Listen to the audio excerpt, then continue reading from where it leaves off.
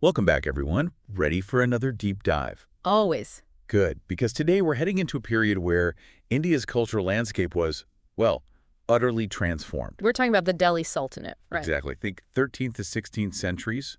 You've got Islamic traditions arriving, mixing with existing Indian cultures. It's a recipe for some serious cultural fusion. And that's what we're here to explore. Right. We've got architectural studies, historical accounts, a whole stack of sources all pointing to how a new hybrid identity emerged.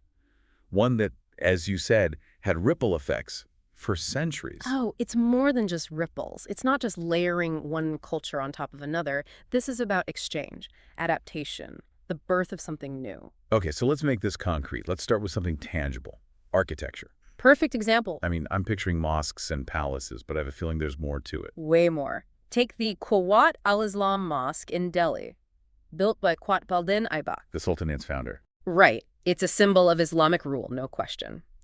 But here's the catch: it was built using materials from demolished Hindu and Jain temples.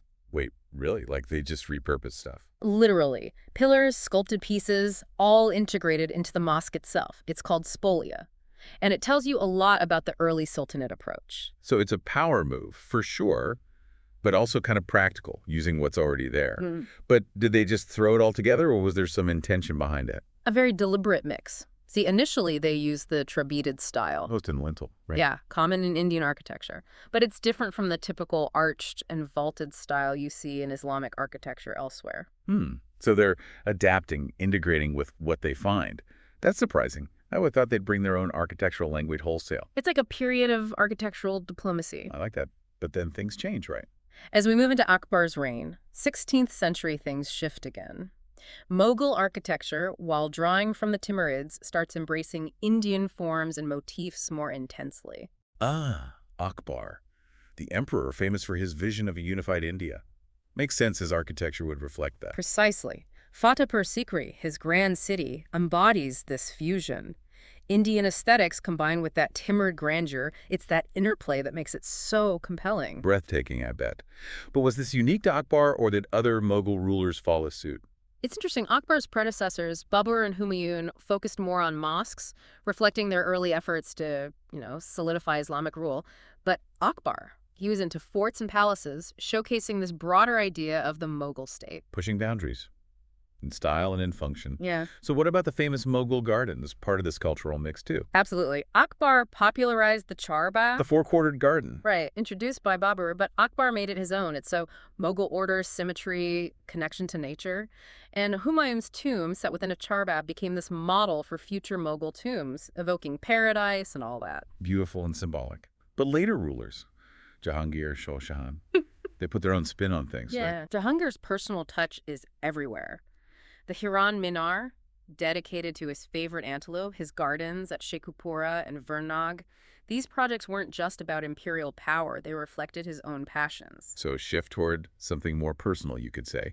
And Shah Jahan, known for his love of grandeur. Absolutely. Shah Jahan's love for white marble, his projects within the Agra fort, it was all about projecting imperial power, wealth. The chronicles, the poetry from that time, they paint a vivid picture. Their personalities are almost imprinted on the buildings. But this evolution wasn't just emperors, right? The nobility had a role, too. Oh, they were key players. Mariam al-Zamani, for example, invested in caravanserais, those roadside inns along trade routes, smart move economic, and a display of power.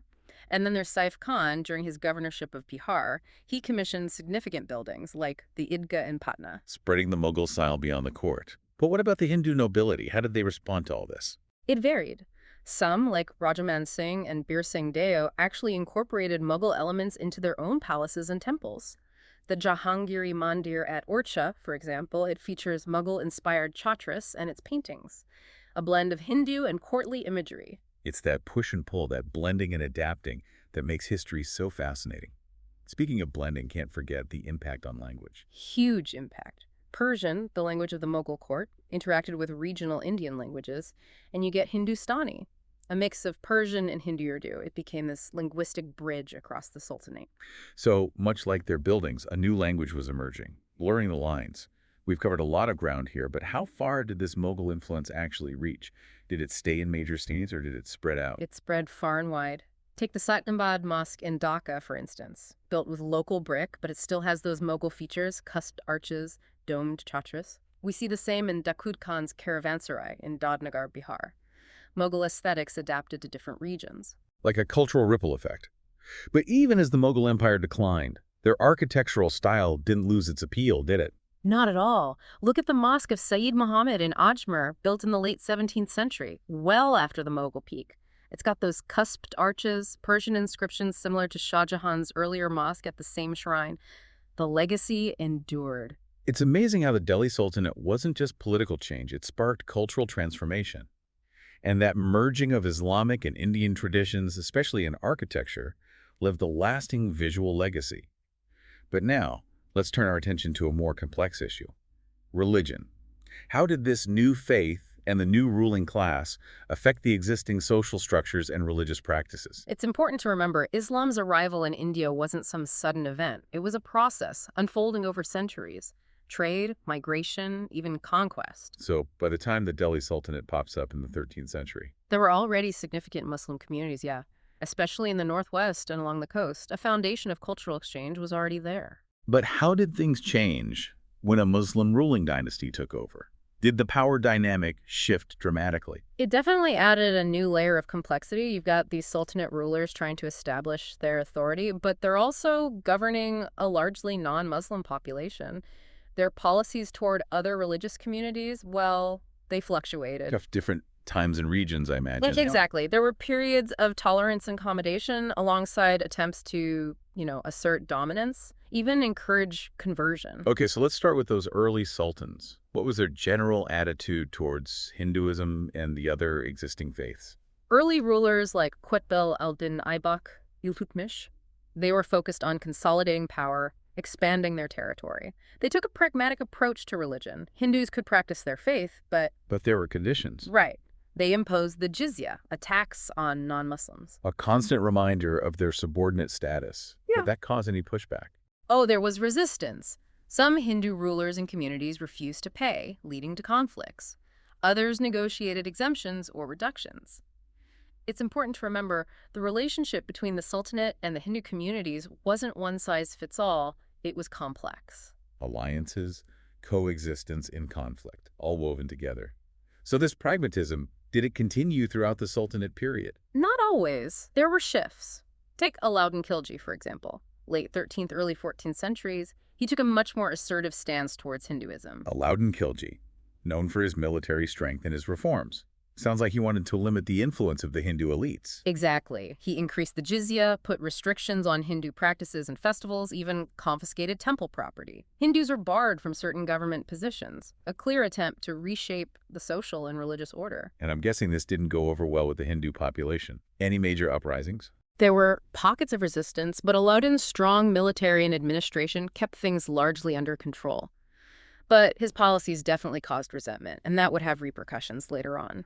It's that classic pattern trying to impose one ideology on a diverse population, Yeah. often backfires. Did this pattern continue under the next Sultanate rulers? Not necessarily. It wasn't a straight line towards, Islamization. Muhammad bin Tughlaq, who came to power in the early 14th century, he was different. Muhammad bin Tughlaq, famous for his unconventional ideas, let's say. He was a complex figure, a scholar, but impulsive, sometimes cruel. He explored different religions, even converted to Shia Islam briefly, but he also patronized scholars and religious figures from various traditions, including Hinduism. So more of an explorer than an enforcer. How did people react to his leadership? His reign was turbulent, to say the least. Rebellions, instability. His experiments with new currencies, a shifting capital, it backfired, created economic chaos. And while his religious policies weren't the only cause of these issues, they added to the uncertainty. Sounds like his reign was more about his own personal journey than a coherent strategy for governing such a diverse empire. What happened after him? The later Sultanate period saw the central authority weaken and regional kingdoms rose up. This fragmentation really impacted religious interactions. Some areas, Hindu rulers reasserted their dominance. In others, Muslim rulers continued to champion Islamic institutions. A reflection of the political fragmentation. Were there any attempts to bring back that earlier tolerance, that cultural blending? One figure stands out. Firuz Shah Tughlaq ruled mid to late 14th century. He's remembered for his public works, his administrative efficiency, and his more conciliatory approach toward Hindus. A welcome change after Muhammad bin Tughlaq, I imagine. What did Firuz Shah do specifically? He got rid of many of the discriminatory taxes and restrictions imposed by his predecessors, actively sought advice from Hindu officials and scholars. He even commissioned translations of Sanskrit texts into Persian. Wow, that suggests a real respect for Hindu thought. Did this tolerance last? His reign was pretty peaceful and prosperous, and his policies did ease some tensions. But the Sultanate was already in decline, and his successors struggled to maintain that same spirit. It's like they were searching for that perfect formula for coexistence and blending, but never quite found it. We've talked about rulers, but what about everyday life? How did this cultural clash play out on the ground? That's where it gets even more interesting. The Sultanate period wasn't just about imposing Islamic rule from the top down. You also had cultural diffusion happening organically. Grassroots level. Exactly. We see it in language, in food, in the arts. So while rulers are wrestling with power and religion, ordinary people are adapting, coexisting, even creating new things. A good reminder that history isn't just about grand narratives. Give us some examples. What did this synthesis look like on the local level? Think about clothing. Islam brought new styles of dress, especially for men. The jama, a long tunic, and the pajama, loose-fitting trousers, became popular, even among non-Muslims. Fashion as a form of cultural exchange. What else? Cuisine. The Mughals, with their extravagant culinary traditions, introduced new ingredients and techniques. Spices, elaborate preparations. These gradually made their way into Indian cuisine, creating this fusion of flavors. I can almost taste it. But beyond the material things, did Islam influence social customs and religious practices at the local level? It's a complex picture. The concept of kurda, the seclusion of women, gained some traction, particularly among the upper classes. But the practice varied widely across regions and social groups. It adapted to local customs. So even when new practices came in, there was this integration. What about religious beliefs themselves? Any syncretic forms of religion, blending Hinduism and Islam? Definitely, especially in the Punjab region, the Bhakti movement, for example. With his emphasis on personal devotion, it attracted followers from both communities. The Bhakti movement sounds like it fostered more inclusive religious atmosphere. Any key figures associated with it? People trying to reconcile Hindu and Islamic beliefs. Kabir is a big one, 15th century mystic and poet. His teachings challenged religious orthodoxy, emphasized the unity of all beings. His verses are still sung today. A message of love and tolerance, still relevant today. But it's important to acknowledge that this period wasn't all harmony and cultural blending. There was conflict, persecution, forced conversions. How do we reconcile these darker aspects with the story of cultural exchange? It's a question historians are still grappling with. The Sultanate period, like any historical period, had its complexities and contradictions. It's crucial to approach history with nuance, acknowledging both the good and the bad, understanding the context. So engaging with history in its entirety, not shying away from the difficult parts, trying to understand the motivations and actions of people in the past, learning from their successes and their failures. Exactly. By studying the past, we gain insights into the human experience, the dynamics of power, the challenge of building a just and equitable world. And amidst all the conflict, we find these inspiring examples of individuals who crossed boundaries, built bridges, and created something new. The Delhi Sultanate, with all its complexities, offers a glimpse into this process of cultural exchange and assimilation. It reminds us of the power of human connection and the potential for change. But how did this cultural identity forged during the Sultanate influence later eras, specifically the Mughals? That's a great question, and it leads us to the next chapter. The Mughals, who established their empire in the 16th century, inherited this rich and diverse cultural landscape shaped by the Sultanate. We'll delve into how they navigated this landscape, how they built on the Sultanate's legacy, while also making their own unique contributions to Indian culture. I'm ready to dive in. Let's move on to that captivating world of Mughal art, architecture, and culture. Let's see how they built on those foundations laid during the Delhi Sultanate. All right, we're back. And now we're stepping onto the grand stage, you could say, of the Mughal Empire, a dynasty that ruled over this vast territory, ushered in a golden age of art, architecture, the whole package. But before we get lost in the grandeur of, say, the Taj Mahal, I'm curious, how did the Mughals, coming from Central Asia, connect with the cultural legacy of the Delhi Sultanate? Was it a clean break, or did they build on what they found? It's interesting. The Mughals, even with their Timurid heritage, weren't totally unfamiliar with the cultural scene in India. Remember, they knew Persianate culture, which had a big impact during the Sultanate period. It was a kind of common ground connecting the two dynasties. A cultural link. But did they just adopt those existing styles? Or bring their own twist? They definitely added their own spice to the mix. These Mughal emperors, Babur, Akbar, all the way to Aurangzeb, they weren't just art lovers, they were often artists themselves, deeply involved in shaping a visual style that reflected their ambitions, their tastes, their vision for this diverse empire. Let's talk architecture specifically. We already explored how the Quwwat al-Islam Mosque in Delhi showed that early Sultanate adaptation of Indian styles. How did Mughal architecture evolve from that? Did they follow a similar path? The Mughals took that fusion, that blending, and just cranked it up. Humayun's tomb is a great example, one of the earliest examples of Mughal architecture in India. It's this beautiful mix of Islamic and Indian elements. You've got the double dome, inspired by Persian architecture, the intricate jolly work, the use of red sandstone, Yeah. and then that charbagh garden layout. That concept's deeply rooted in Indian aesthetics. Taking the blueprint and making it their own. Did this continue with Akbar? Oh, Akbar's reign was a turning point. He embraced the blend, brought in elements of Rajput and regional Indian architecture. Fatehpur Sikri, his incredible city, is a perfect example. You've got Hindu motifs, lotus flowers, elephants, alongside Islamic calligraphy and geometric patterns, all seamlessly woven together. It's like Akbar was making a statement with his architecture, right? Reflecting his vision of a unified India. Did this approach last under Jahangir and Shah Jahan? Each emperor had his own style. Jashir, with his love for nature, focused on gardens, water features, making those buildings slow with the landscape. Their personalities, reflected in the bricks and mortar. What about Shah Jahan, the emperor who gave us the Taj Mahal? Shah Jahan's reign, that's the peak of Mughal architecture. He refined the use of white marble, Pitra Dura inlay, created these amazingly elegant, grand structures. And the Taj Mahal, of course, is the ultimate example.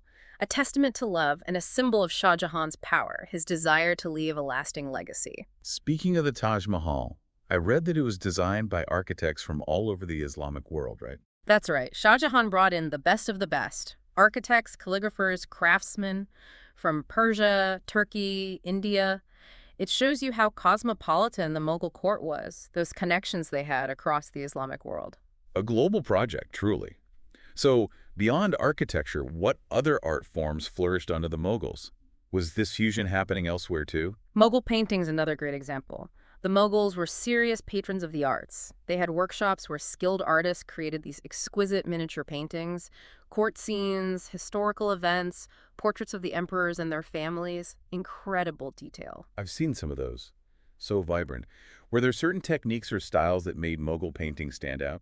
They drew from both Persian and Indian painting traditions, mastered those vibrant colors, the fine brushwork, and their portraiture. It evolved into this unique style that captured not just the physical likeness, but the personality, the mood of the person. Going beyond the surface, did Mughal painting, like architecture, change over time? Oh yeah. Under Akbar, it started incorporating elements of European Renaissance art, especially perspective and realism. Jahangir, with his love of nature, encouraged artists to paint plants and animals super accurately. And Shah Jahan, his reign saw this focus on opulence, a more formal style of portraiture. A parallel evolution. So was this artistic energy just confined to the court, or did it filter out to society at large? The Mughal era saw artistic expression flourish all over. The regional courts, wealthy merchants, even temples, they all became patrons. And you started seeing these regional styles pop up in painting, textiles, metalwork, taking those modal influences and making them their own. A ripple effect of creativity. Which brings us to language. We talked about how Persian, the language of the Sultanate court, blended with Indian languages to create Hindustani. Yeah. How did the Mughals approach this linguistic landscape? They kept Persian for administration and high culture, but they also knew they had to engage with the local languages spoken by most people. Akbar, for example, really promoted Hindi in his court. He even had Hindu epics like the Ramayana and the Mahabharata translated into Persian. Trying to bridge the gap. Was that a political move or a genuine interest in Indian culture? I think it was genuine. Akbar really believed in understanding and respect. He saw the value in embracing all those different cultures in his empire, thought it was key to keeping things harmonious. He even tried to learn Sanskrit. Using language to connect, what was the long-term effect of all this on Indian languages? The mixing of Persian with Hindi and other languages really enriched their vocabulary and literary styles. It also laid the foundation for Urdu, which became a major literary and cultural force later on. So the languages reflected the diversity and that connection to India's roots. We can't forget about music, though. The Mughals were big patrons of music and dance, right? Huge. Music was everywhere in the Mughal court. The emperors were often musicians themselves, and they supported talented musicians from all over India and the Islamic world. I always imagine those lavish performances. Any particular styles that were popular? Khyal, a form of classical vocal music, really blossomed under the Mughals. It's all about improvisation, melody, rhythm. And then there's Kathak, a dance form that started in Hindu temples but became a sophisticated courtly entertainment. It's got storytelling, mime, incredible footwork. So once again, we see that fusion, drawing from different traditions. As we wrap up our deep dive into this whole period, what are the big takeaways you want our listeners to remember? I think what's most striking is how dynamic and intricate this cultural exchange really was. It wasn't about domination, but this vibrant process of give and take, adaptation, resistance, and ultimately creating something new. A grand experiment in cultural fusion, with its ups and downs, but leaving behind a legacy that's still felt today. Any final thoughts for our listeners to ponder? Think about how all of this connects to our world today. We're living in a time with so many divisions, religious, cultural, but the legacy of the Delhi Sultanate and the Mughals reminds us that exchange is possible, that understanding and respecting different traditions is crucial. It shows the power of cultures coming together to shape a better world. And that's something we're thinking about. It certainly is. And on that note, we'll wrap up this deep dive. Thanks for joining us.